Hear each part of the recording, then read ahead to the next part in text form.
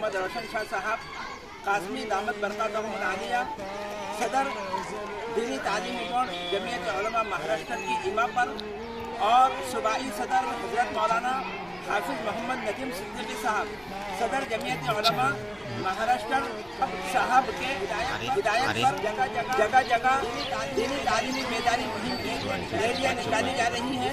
इसी के मुताबिक जमीयत उलमा तहसील दरियापुर बेवदा के अंदर एक यूनिट की और एक मकतब मदरसा मिफ्ताहुल उलूम बेवदा की रैली निकाली जा रही है। हाफिज मुद्दस्सिर खान साहब इशाअती और हाफिज मुज़म्मिल खान साहब इशाअती इन दोनों हजरात की निगरानी में।